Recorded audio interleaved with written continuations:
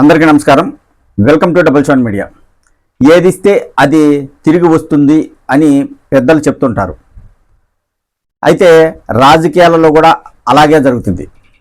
2019 నుంచి 24 వరకు వైఎస్ఆర్ కాంగ్రెస్ పార్టీ అధికారంలో ఉన్నప్పుడు అమ్మఒడి కింద ఒక్కో విద్యార్థికి 15,000 రూపాయలు తల్లుల ఖాతాల్లో వేసేవాడు.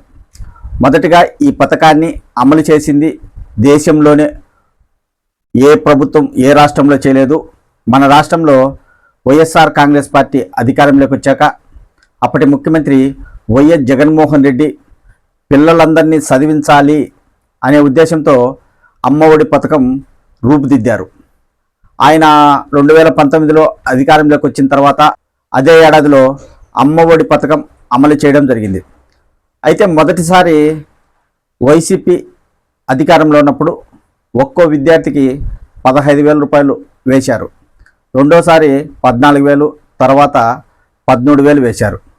అయితే అప్పట్లో తెలుగుదేశం పార్టీ నాయకులు వైఎస్ఆర్ కాంగ్రెస్ పార్టీ పైన, జగన్మోహన్ రెడ్డి పైన అనేక ఆరోపణలు చేశారు.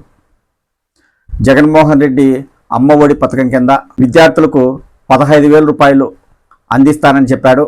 అందులో స్కూల్ మెయింటెనెన్స్ కోసం 2,000 కట్ చేస్తున్నాడు.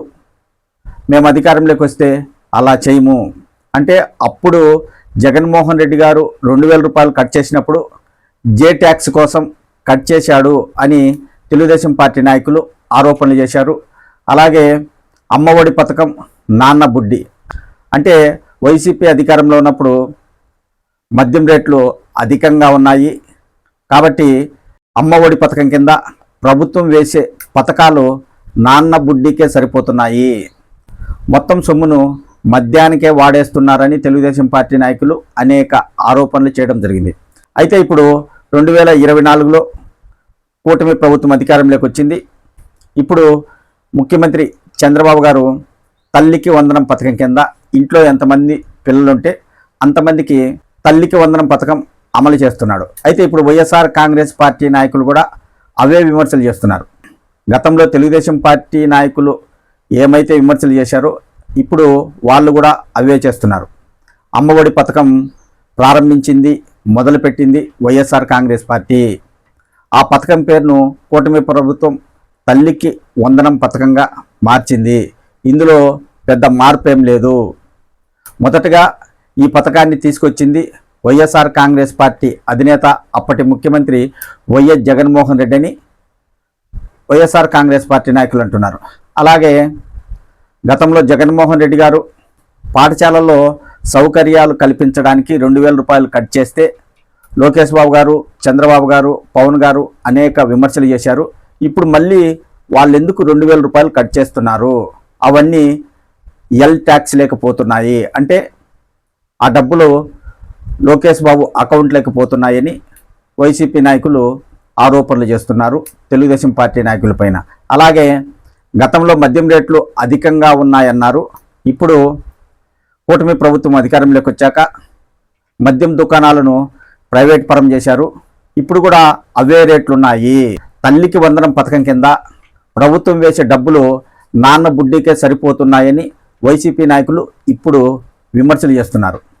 మనం ఏం చేస్తామో అవే తిరిగి వస్తాయి అనడానికి ఇదొక నిదర్శనమని వైసీపీ నాయకులు చెప్తున్నారు. అలాగే రాష్ట్రంలో తల్లికి వందనం పథకం విద్యార్థులందరికీ వేయడం లేదు. రాష్ట్రంలో 87 లక్షల మంది విద్యార్థులుంటే 67 లక్షల మంది విద్యార్థులకు మాత్రమే తల్లికి వందనం పథకం కూటమి ప్రభుత్వం అమలు చేస్తుందని వైసీపీ నాయకులు విమర్శలు చేస్తున్నారు. విద్యార్థులకు సంబంధించిన పూర్తి వివరాలను సాక్షి కథనాల్లో కూడా రాస్తుంది ఈ మధ్యకాలంలో. అయితే ఇక్కడ మనం గమనించాల్సింది ఏంటంటే వైఎస్ఆర్ కాంగ్రెస్ పార్టీ అధికారంలో ఉన్నప్పుడు ఏ విధానం అయితే పాటించిందో కూటమి ప్రభుత్వం కూడా అదే విధానం పాటిస్తుంది. అయితే ఇక్కడ కూటమి ప్రభుత్వం మొదట విడతలోనైనా అందరికీ 15,000 రూపాయలు వేసి ఉంటే బాగుండేదని విద్యార్థుల తల్లిదండ్రులు చర్చించుకుంటున్నారు. వైసీపీ మొదట విడతలో 15,000 రూపాయలు విద్యార్థులకు వేయడం జరిగింది. కానీ వీరు ఒక్కసారి కూడా వేయకుండా ఒకేసారి 2,000 రూపాయలు తగ్గించి 13,000 వేయడంతో చాలామంది తల్లిదండ్రులు చర్చించుకుంటున్నారు. ఒక ఇంట్లో ఎంతమంది విద్యార్థులు ఉంటే అంతమందికి తల్లికి వందనం పథకం పడడం ఎంత సంతోషమో, అలాగే 2,000 రూపాయలు కట్ చేయడంతో చాలామంది తల్లిదండ్రులు అసంతృప్తి కూడా వ్యక్తం చేస్తున్నారు. సంతోషం ఉంది, అలాగే అసహనం ఉంది. కూటమి ప్రభుత్వం అధికారంలోకి వచ్చిన తర్వాత సూపర్ 6లో ప్రముఖ పథకమైన తల్లికి వందనాన్ని అమలు చేయడంతో ప్రజలందరూ హర్షం వ్యక్తం చేస్తున్నారు. అయితే ఆ 2,000 రూపాయలు తగ్గించకుండా అలాగే వేసుంటే బాగుండేదని కూడా చర్చించుకుంటున్నారు.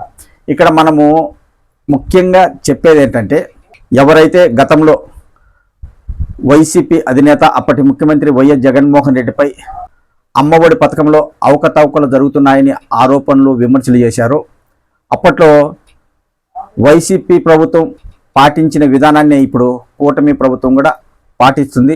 వాళ్ళు కూడా విమర్శలు ఎదుర్కొంటున్నారు. అప్పుడు అమ్మఒడి నాన్నబుడ్డి అన్నారు, ఇప్పుడు తల్లికి వందనం నాన్నబుడ్డి అంటున్నారు. ఇందులో ఏం పెద్ద తేడా లేదు. వైసీపీపై ఎలాంటి విమర్శలు వచ్చాయో కూటమి ప్రభుత్వంపై కూడా అవే విమర్శలు వస్తున్నాయి.